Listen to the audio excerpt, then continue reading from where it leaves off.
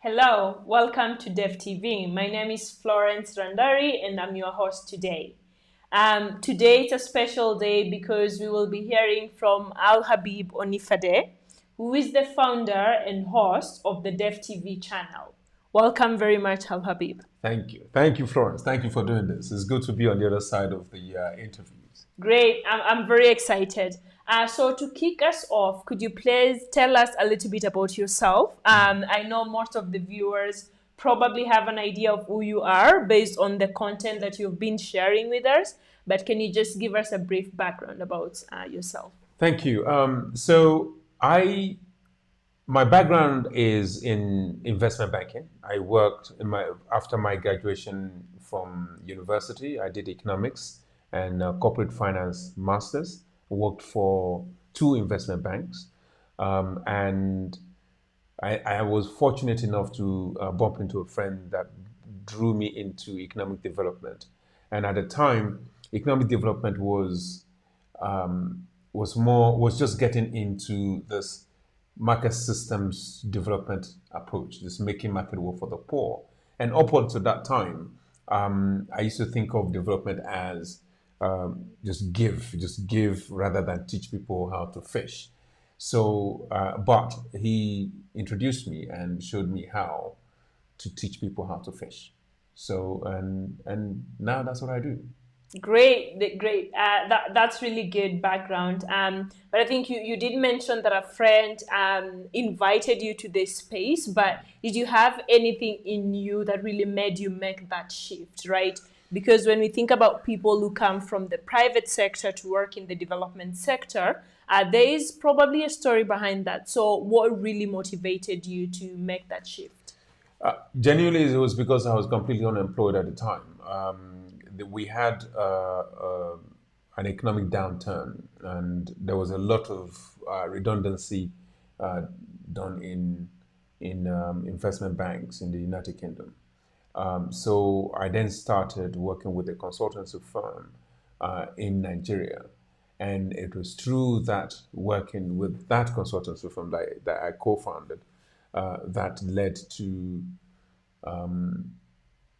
seeking opportunities anywhere else. And my friend was just there, and he decided to give me a business opportunity by inviting me to do an impact assessment for a development project in northern Nigeria at the time. So that's what happened. That's really good. And just listening to you talk about that shift, but also your start in the sector, which was through the impact assessment. So what are the key things that you realize were very different? If you're comparing your work in the private sector and development sector, was there anything that stood out for you in that transition? Well, at the time, yes. At the time, I was an investment analyst in investment banking. It's just, I came with a really set ways of evaluating projects. And that's investment banking is around valuation, it's around profitability metrics and time to return on investment. But when I came into development, the evaluation was more sort of like impact level evaluation. So what exactly is it that this investment that this particular project has made? What has that resulted to in terms of the impact? Impact on the business, impact on the individuals that are beneficiaries of this project. So there was a shift, but I came at it from the lens of investment analysis. So to say, okay, you've made that investment. This is your objective, which is the impact, and that's what I did. And I was fortunate enough that the client liked what I did, gave me additional work. And so yeah, I've been trapped in economic development since. Great. I think also that's a good background to our viewers, especially if you follow Halabib on LinkedIn. I think there's a lot of engagement between him and the monitoring and evaluation folks. So probably that background really helps him to have those conversations from that impact measurement lens. And I think moving a little bit to your DevTV part of the work, because a lot of the viewers know you as the founder of DevTV and the work that you're doing. Can you tell us about DevTV? What is it? What is it about? Why DevTV? So DevTV came to be because of my first employment in development. My first employment, I was shown this fantastic donut that was making market work for the poor, and the elements of that donut really interest me because some of it speak to some of the stuff that I've done before in investment banking. So um, when I was working after a series of consultancy, I then got a full-time employment and I started implementing programs. And what I saw was that there were two types of professionals. There were professionals, economic development professionals. There were professionals that will follow this fantastic framework, right? But they follow it almost like a tick box exercise to say, okay, these are the things that I'm supposed to do in terms of the intervention, in terms of all of my work.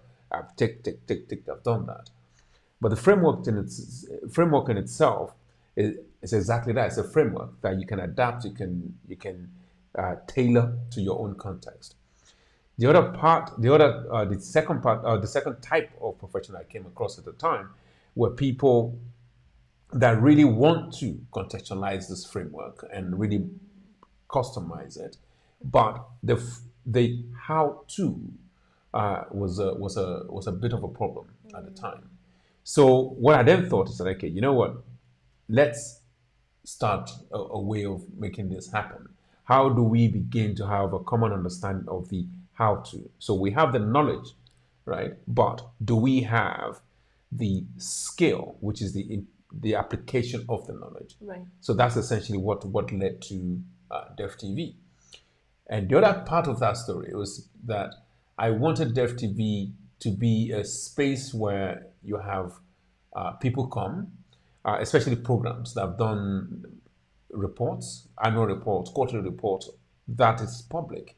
They can come and give us the context for the reports that they've done. If they've closed the program, I wanted DevTV to be a platform where people can come and explain what the project is, what they've done as far as the project is concerned, and more importantly, the result that they've gotten. So people can, there are things that you can write Right. that doesn't capture all of the things that you've experienced. Okay. So if you talk to people and explain things to people, then people will understand your report will be better. So that was the second part of that. But the channel has just been about getting experts like yourself to come and really bridge the gap between the knowledge and the skill. So a lot of people have the knowledge, but they don't have the skill. And the skill is the application of the knowledge. So that's why the orientation of the channel right now is around getting knowledge and getting people to teach us all how to apply those knowledge, like right. You've done on several occasions. Yeah, I was actually going to mention that. I mean, we met in 2020, around 2020 during the COVID times. Yes. And since then, I've appeared on the channel probably more times than I can count. But it has been such a pleasure, having those practical conversations. And I love the shift you're talking about from, just knowledge to actually the skills part where you're looking at how do you apply this knowledge that you have in different contexts. Mm-hmm. So that has been really useful for most of us. So we appreciate that. And then just moving it a little bit forward, I think you have also shared a lot of content around private sector engagement, So is that different from market system development, or how is it different if it is? Can you just tell us a little bit more about that space? Thank you very much. I mean, that's an important area of discussion because it is where I am focusing most of my energy now. And it's because people often use phrases interchangeably. So phrases like private sector engagement, private sector development, and private sector investment. Those are three different concepts that people use interchangeably. Right. But what is more important, regardless of which one of those that we're thinking about, what is more important is how do we engage this private sector? How do we get them to join us to do development? And to do that, it means that we have to speak the language of the private sector. Right. We have to do things in the way private sector understands. And because I'm coming from the private sector, I'm coming from investment analysis. So it meant that there are tools that I feel that we ought to be using inside of economic development that would help us speak the language, engage with them more effectively, and essentially uh, begin to create the thirst that private sector should have to come into economic development. So that's why now most of the content that we're pushing in on DevTV is to push for better knowledge and skill Yeah. of private sector engagement. Good. And I think just to take us back a little bit for most of our viewers who are asking, like, why private sector? If we are economic development actors, we have done this work forever, from long time ago, when it just used to be, there is a problem, let's go fix it, maybe by buying food and giving to people who are hungry. So why private sector engagement in development work? Why is it important? It's a good question. So there is a lot of, I mean, the answers to that is quite wide. So if you were to look in terms of the global resources that we have for development, and you look at the continuous developmental requirement or crisis, you see that there's a mismatch. So we need a whole lot more resources in terms of fund, in terms of people, in terms of expertise to come into economic development to help resolve some of the developmental issues that we have. Right. Now, on top of that, you then have, or in addition to that, you then have humanitarian crisis. So you have war, you have climate disaster, and all of that competing for the same resource. And what we do know is that most of the advancement in all of the life that we have at the moment is genuinely pushed by the private sector because there's a profit interest that motivates people to create solutions to problems. Right. If you're going to be a successful private sector actor, you have to identify a problem, design a solution for that problem, Right. so people can buy your solution. So if we can bring this creativity into economic development, if we can create incentives and motivation for private sector to engage with developmental issues, what happens is then the resources portfolio that we have infinitively increases. Right. You know what I mean? So it means that we then have enough resources to solve some of the problems that are developmental and humanitarian. Right. Yeah. I think that's a really good description of that, and it gives us that view on why it is so important for us to actually have private sector in this field, because of their unique capabilities, as you mentioned, around resources and the innovation and the expertise and technology as well, as you've mentioned before. So I think the other question that I would ask, and probably this would require more time for you to answer, but just generally, as a program manager, what are the key things that I need to understand about the private sector actors before I engage them? So what are the top maybe 3 to 4 things that I need to really understand as someone probably who has never worked in the private sector, but I need to engage them in solving developmental problems? That's a really, I would definitely create a video explaining this because I think that's probably one of the most important questions that needs to be addressed on several episodes of videos on this channel. But to answer the question, economic development, economic implementers or program managers should see their work as investment promotion. So that's the first basis of engaging with the private sector actor. If you are going to attract people, if you're going to attract private sector investors to join you and invest in your program, in your intervention, it's important for you to understand what will attract them. And some of the things that we get trapped in is when we say incentives. Incentives really do not work for sustainable private sector engagement. What works is value proposition. So you have to know you're doing what your work is investment promotion. You then have to understand that you need to do value, you have to present value proposition to the private sector that you want to come into the development space with you. Right. And the third thing is that you have to be able to speak the language of the private sector. So that means that you cannot go and talk about your beneficiaries. Right. Because beneficiaries or participants doesn't mean very much to a private sector actor. But if you look at your beneficiaries and participants as market for the private sector actor, the likeliness is that the private sector actor will listen more. So that sort of change in language and the way you present, you pitch, that is what will attract private sector investment. So as a program manager, it's important to know that your job is investment promotion. It's Right. important to speak the language of the private sector. It is important to focus your energy and your design on value proposition for the business, for the private sector actor, and value proposition for your beneficiaries.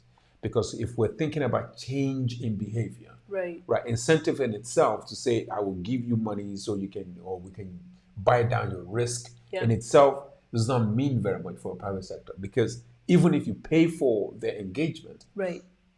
the fact that they have to move to a new area or they have to do a level of investment, even if you're paying for it, Right. requires a shift in business model. Yeah. And that is expensive for a private sector because it impacts everything else that you've built up to that point. Yeah. And if you can't present a value proposition that goes longer than your project, Right. then it becomes a bit more problematic. What you get and what we often get in economic development programs are people paying for service, but document it in ways that seem like it's a partnership between the development program and the private sector investor. But really, it's just we're paying for service. A true private sector engagement means you have presented a value proposition, you have presented how this private sector company can make money and have some impact on people. And you have presented this opportunity in such a way that is so compelling that the private sector actor will want to invest even if you're not around. And that's what will keep them there because they've seen that this is a market that they were not aware of. And this is now a market that they should really invest in. Just to add a quick point. Yes. Perception, risk perception. Right. So very often we focus on incentives and buying down risk without defining what the risk is. Okay. And what we need to do as program managers is to focus on the perceived risk that private sector actors have, Right. or they think they have in relation to our interventions, our program.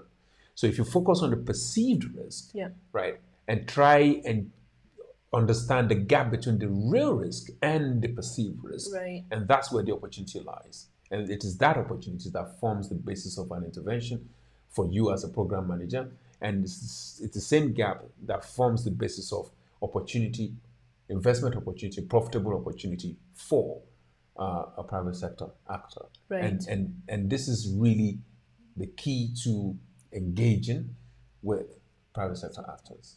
Wow.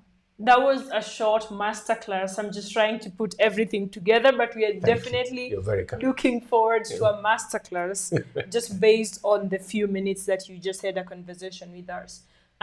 Because my follow-up question was going to be, what are some of the bad examples of private sector engagement you have seen in the sector? But I think from listening to Habib, we can tell that there are a couple of those, especially when we engage private sector actors as service providers. That's really not the goal of private sector engagement is. So that's something that I think most of us really have to work on. And we are lucky that you're sharing a lot of content around this. So I think then I am going to slightly shift our conversation. I know you really want to talk to us about private sector engagement. But I think a lot of the conversations that we have had, but also just seeing a lot of the content that you've created over the years, you really bring this unique perspective around why M&E, monitoring and evaluation and learning, is really important, right? Even though you keep clarifying that you are not an expert in monitoring and evaluation and learning, I think your conversations as a program manager on why those functions are very important has been very enlightening. So I just wanted you to just maybe share with us, 2 or 3 points why you think monitoring and evaluation and learning is important for program managers. No, thank you. I mean, look, this is probably I am not an M&E professional.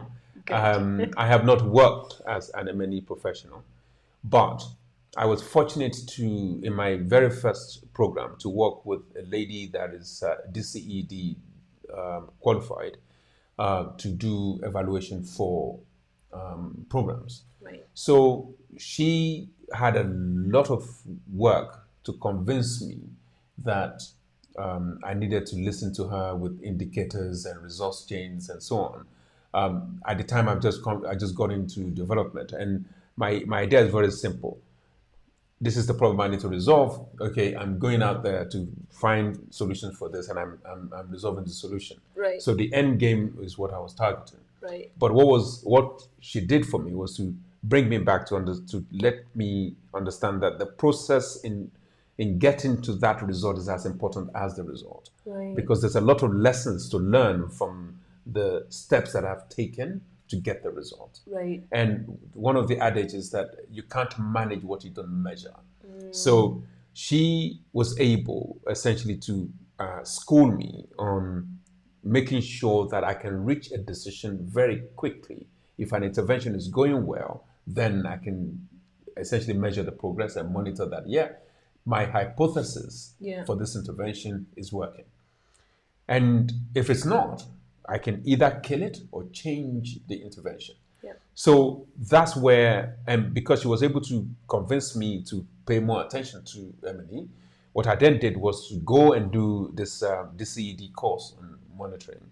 And from that moment on, when I came back, any program I manage, the very first thing that must happen is that everybody, regardless of what their skills levels are, Right. everybody in that program must go through an M&E orientation. Right. In my mind, M&E is the heart of the work that we do. And especially because if we draw lessons at each stage of our hypothesis, Right. it means that the likeliness of an impact is greater if we are able to really focus on what we have said our first step, second step Right. will achieve. Yeah. And if it doesn't achieve that, then you ask yourself a very serious question at that point, and you then have a decision to make. Either you tweak it, you kill it, or you continue. So, and you can't have that unless you have an M&E expert explain to you what indicators you need to have that will be so perfect for the changes that you're looking for. Right. So, because you as an implementer or program manager, you do not have that expertise. Yeah. The wonderful skills that M&E professionals have is to say, okay, this is the objective that you want to achieve. Okay, we can craft out 2-3 indicators that will tell you that your logic is working. You're moving in the right direction. Right. So, because of that simple principle, you are a better implementer. You're a better program manager, because if you're studying your indicators and how they're behaving, what you're doing is essentially seeing the changes and tweaking things and learning what works in the context in which you're working and what doesn't work. And those two are as important as each other, because then you can try next time and learn from what the indicators are telling you. Exactly. So our job as implementers is to put hypotheses in place, test those hypotheses, and then report on those hypotheses. But if you do not have indicators, if you do not have an M&E person, expert, to tell you, okay, this is what you look out for, and every so often you need to go and check if your logic is working in terms of quarterly monitoring, routine monitoring, and all of those sort of stuff. Right. And if that doesn't happen, you are not learning how to do your work properly. Number two, you are not advancing the requirement of the program. Right. Because the program is set to do and achieve a certain objective. And if you are not showing how you're progressing along to that objective, Yeah. you are failing the program. The donor is using this as a test case that potentially will lead to design of the same thing if it's work. And if it doesn't work, the donor can then redesign and put out potential programs that may work better than your own program is working. So I don't believe that we can do anything as an implementer without the M&E. I don't think, and what is wonderful now is the collaboration, learning and adaptive management. Right. And what I like is so CLA is organizational collaboration, or is it organizational learning, and then adaptive management. So Right. I am implementing, and as I am implementing, I am learning what's working, what's not working.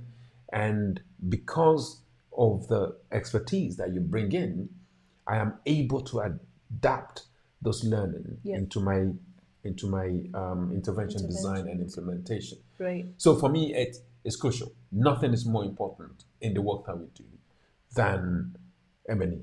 And I think it should be compulsory for anybody that wants to do economic development to know about M&E, to know how to use that function. Right. And if people do not know that, it is a technical competence that they really need to work on, because that's what makes you an amazing implementer.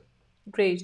I think that's definitely really good coming from a program manager, because one of the struggles we have a lot, especially as male professionals, is just getting the buy-in from the program and implementation team. That we really need to look at what's working, what's not working. We need indicators to test the hypothesis, because maybe we are we even have the wrong hypothesis, and even the quality of our work doesn't matter anymore if the hypothesis is wrong, right? So I think hearing this coming from you and just seeing how much work you're doing to encourage other program managers and implementers, that's really important. So I think that's good. And I think one thing that you mentioned, and you tied this to market system development as well, was context. So I'll ask this, like, how important is context when you're doing things, especially in the development sector? And the reason why I'm asking this is because we have seen models being moved from like different parts of the world to another part of the world, and people just taking it and just applying it. I don't know if that's different in the MST and private sector engagement world, but how important is context in our work? Context is amazingly important. I mean, as a matter of fact, it's the only thing that's important as an implementer. It's the context that matters. And it's really unfortunate that we copy and paste solution.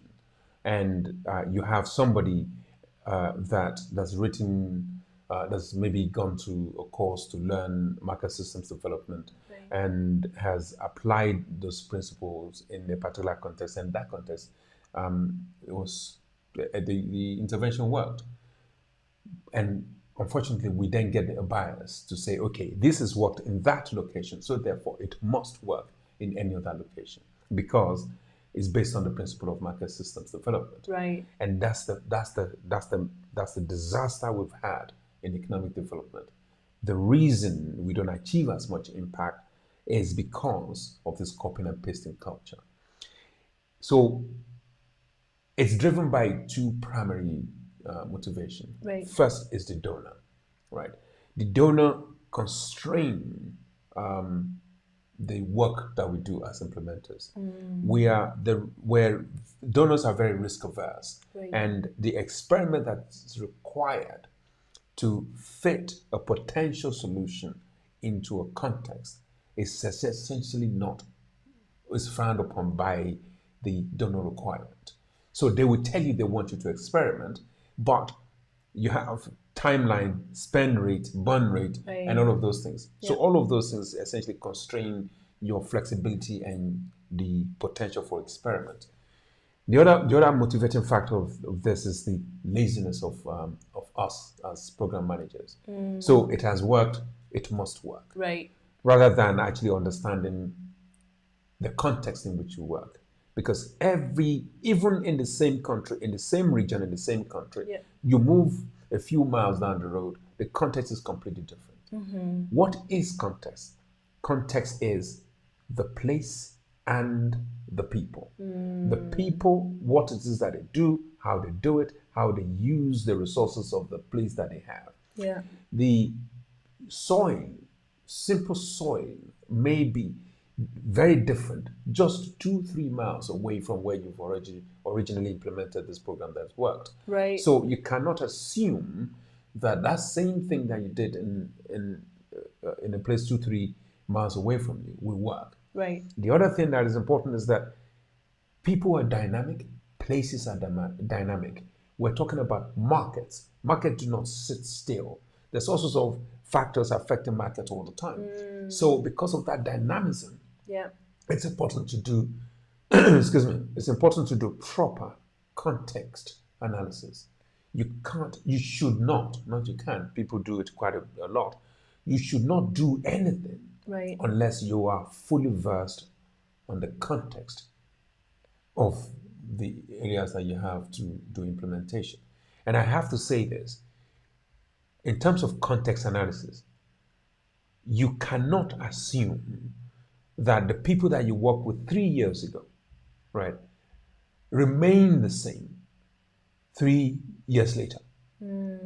And don't assume that the place in which you worked 3 years ago remains the same. Right. Because people change, places change, market is dynamic. So you have to tailor everything that you do to the context, but you need to understand the context in the first place. So yeah, it's crucial. Yeah. And it's the only thing that should form the basis of the work we do as implementers. Right. Because that's the only way you'll be able to do the job effectively. Wow. Wow. Thank you so much for that. As you were speaking, two different things came up in my mind, and I want to follow on with those two questions. So the first part, I think you talked first, I loved the explanation on what context is, just centering people and the place as well, and then the mention of the markets and how dynamic they are. So we are having a lot of conversation in our field, probably for the last couple of years or something, around localization. Just thinking about context and localization and what everyone in the sector is talking about, and thinking about private sector engagement. Like, can you tell us a little bit about the linkage to that? Like, how does localization look like for private sector engagement? So localization has become, well, it's a topical issue. It's somewhat a bit controversial. Right.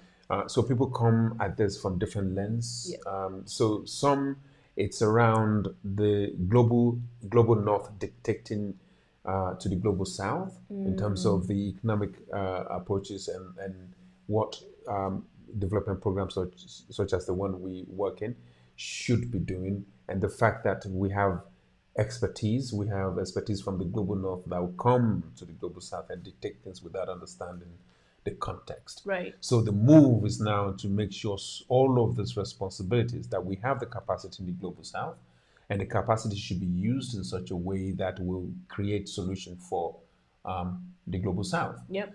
So that's one dimension. The other dimension is around the understanding of the context. So if I go to my village in Nigeria to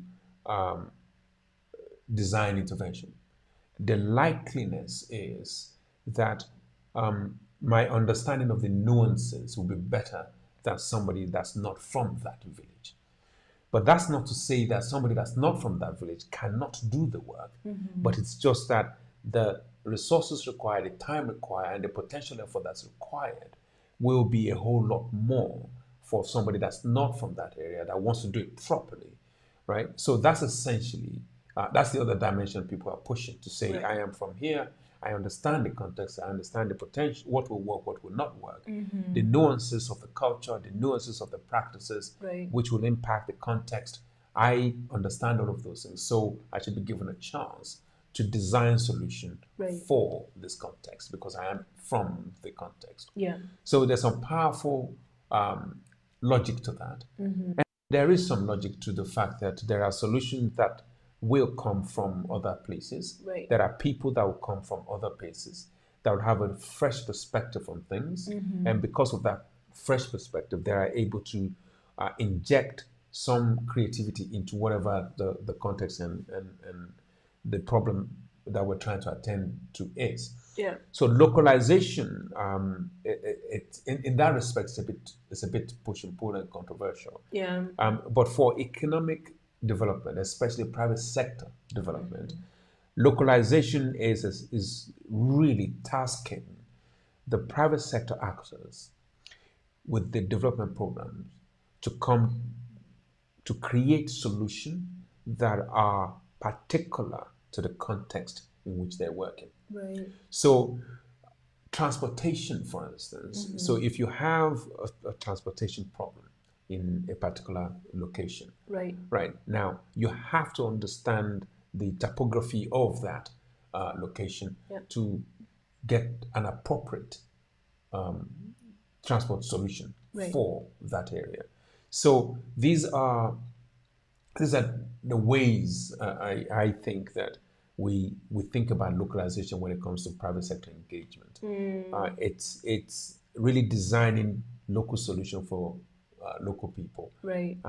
that local people will respond positively to, and so you are likely to have a bit more impact Right.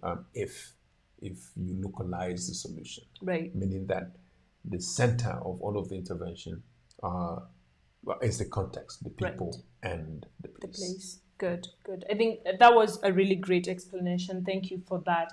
And just as a follow on to that, I know we can go into a lot of details about context, but just generally speaking, and we are talking about context, but if we think about development and humanitarian interventions, are there key differences when it comes to private sector engagement if you're working in a development setting and if you're working in a humanitarian setting? Are there key differences, and what are some of those differences? So yes, there are. I mean, that's my goodness. This is a fantastic question. So there are differences in the way you work as a humanitarian as a humanitarian professional and an economic development professional. So in a humanitarian crisis, humanitarian essentially respond to crisis and try to build resilience. What is important when they engage private sector is to make sure that all of the services that are provided through the private sector actor that exists in that location, as opposed to bring things in. But essentially, they will have to bring things in for immediate relief.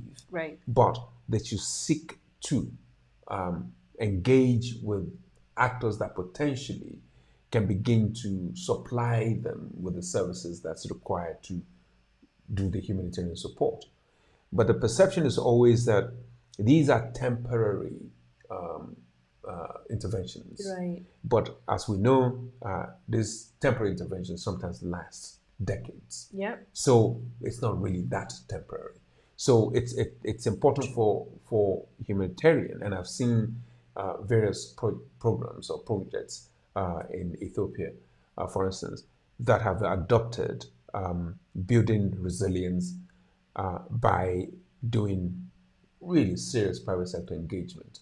And they were effective in doing that because they present not only the immediate market for this private sector actor, but they present the long view of how this private sector can continuously engage with humanitarian organizations as service providers and building their strength and their understanding of the market that they're serving. So in the absence of the humanitarian program, these private sector actors will continue to engage with the participants. Right. So that's the very brief way of way that humanitarian programs would engage with a private sector actor.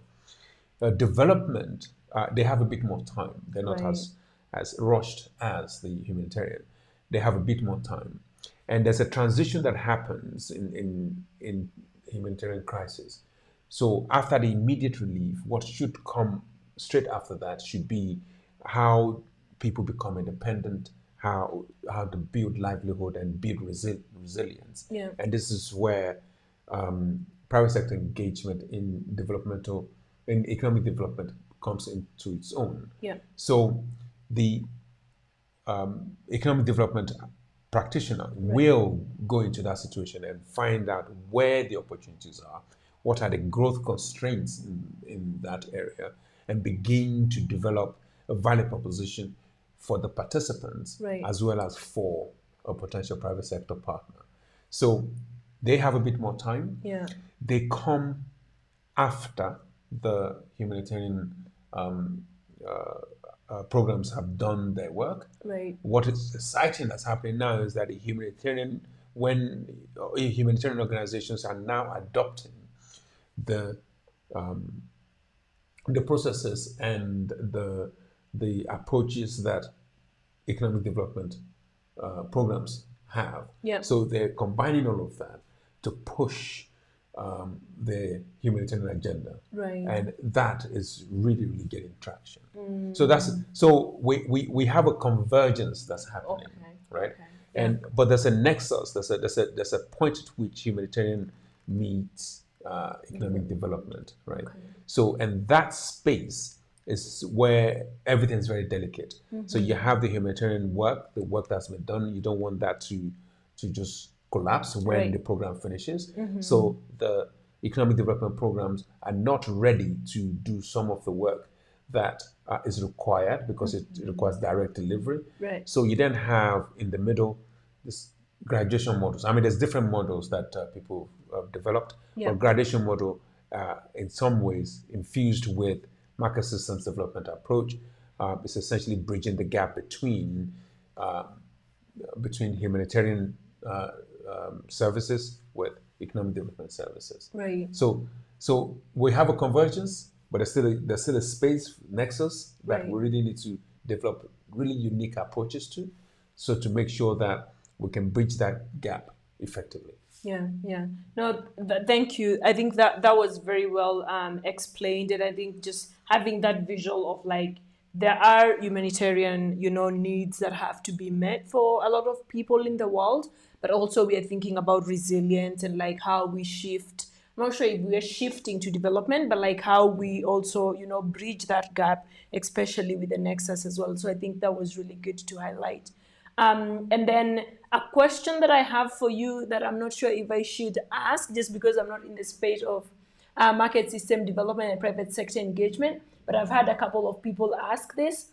Do you believe that there are markets everywhere in the world? Like, do you believe that markets exist everywhere, or they're just places where we don't have markets and we can't work through markets? So so this is a controversial topic. That people feel very strongly on both sides of the fence. But my view is that there are markets everywhere.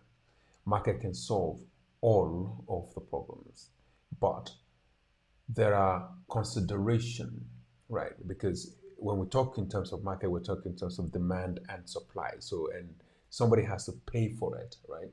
So it's the consideration that's different. So, for instance, you have a refugee situation, right? Somebody has to pay for the services that's been demanded by these people that are in crisis, right? So, what role does the market play in that system? Humanitarian organizations are not going to produce things, right? Humanitarian organization can design the product that's particularly useful for that crisis. Right. And the people that will do the production and that can efficiently deliver that are the private sector. So there is a market between the organization and the private sector. And that market is what's solving the crisis. Right. Right. The transition to who pays, right, that's when I talk about consideration. So the consideration is coming from the donor programs or for the services that's been delivered by the private sector actors. But eventually, these people will need to be independent and be resilient and be strong enough to pay for those services, because this humanitarian service is not permanent. It's not for life. Right. There are ecological disasters that's happening across the world. Right. And I strongly believe that that is demanding a solution, right? So if we can create the service, private sector are the one that will do the research, that have profit incentive to really generate something that potentially can be profitable, and that will potentially resolve the problem we have in terms of climate disasters. So there are common goods, Right. right? And these common goods are paid for, right, by taxpayers, right, donations. So somebody's paying, right? So it's the form of that payment, right, that people. So that's what people. That's why people think market cannot solve problems. Yeah. Because they focus on money exchanges. Right. But it's not just money exchanges. Yeah. There's goodwill exchange, right? So if you have a country donate, I don't know, tractors to an earthquake region, for instance, right? There's a goodwill that's tied those two nations together. Right. That's a market. The consideration is not cash. Right. The consideration is goodwill. So goodwill is being traded. Right. So there is I cannot think of any developmental humanitarian crisis that market cannot resolve. I can't think of any. It might be my limited knowledge of the world, but I genuinely think that if we approach these things with a lens of market, meaning there's a demand, there's a supply, somebody has to pay for it, right? So who is going to pay for it, and what is the payment? Right. If we focus on those things, we'll begin to fully understand that these problems we can solve these problems. Yeah. So and that's my view. I know quite a lot of people would disagree with that, but that's my view. Yeah, I mean, I feel like that's really powerful, because I think one thing that I got from you is, when we talk about markets, there is the payment, right, of like who is going to pay for it, but also what form of payment is it, right? Because I think a lot of people, including myself, I think when we think market and like payment, we are like, well, money has to be there. And a lot of people in the development sector will tell you, well, the poor people don't have money, so like the markets can't work in that context. But I think that framing of, the the form of payment, I feel like that's important, right? Because it can be different things and not just cash in terms of money. So I think that was good. Yeah, I know we've been speaking for a while now.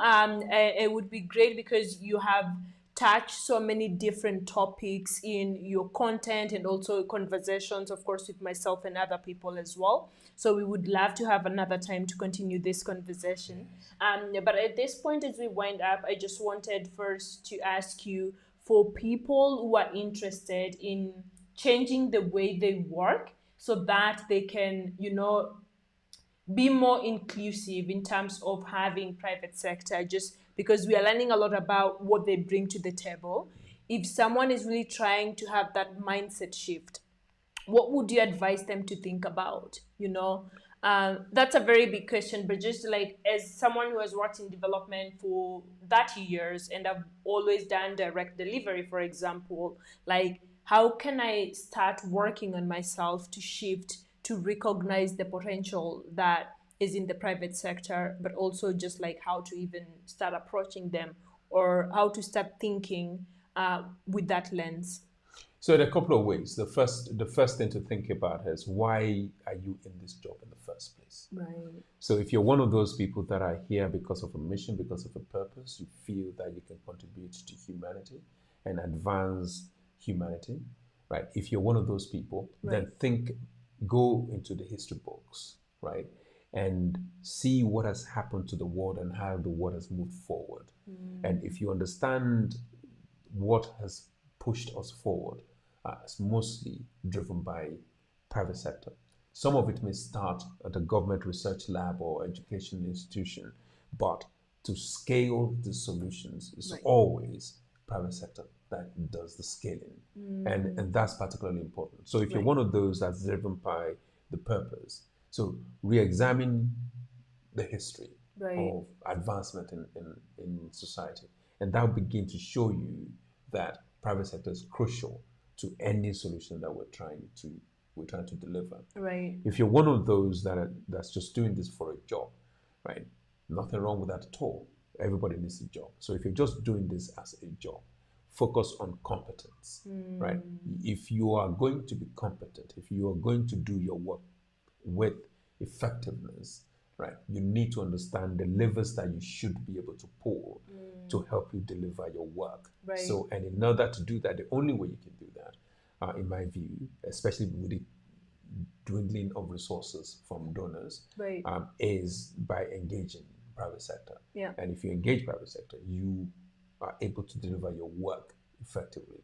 So those are the two things that I think it's important for us, given whichever one you belong in, Yeah. to really begin to understand that, okay, I want to do my work, I want to be good at my work, then what are the options that I have? Private sector is one of those effective options. I'm driven by a mission to make the world a better place. Then look at the history of development and see the role that private sector play in the development, and then think carefully Yeah. about what it is that you're doing, how you can help. Yeah, yeah. I mean, that's perfect. And I think one of the things that I really like about your content and the way you contribute to the development sector is how you look at a lot of things from the lens of the people working in the sector. So that's why you have a lot of conversations around competence, right, of the people. I think as we wind up, can you just tell us a little bit, like, why is that important? Like, why can't we just focus on, I don't know, some other random things on the world that are controlling everything? Why do you feel the need to really focus on the people themselves working in the sector? And then the follow-on question to that will be, for someone who is interested in really doing a lot of work around market system development or private sector engagement, like what are some of the top competencies that they have to have? So, why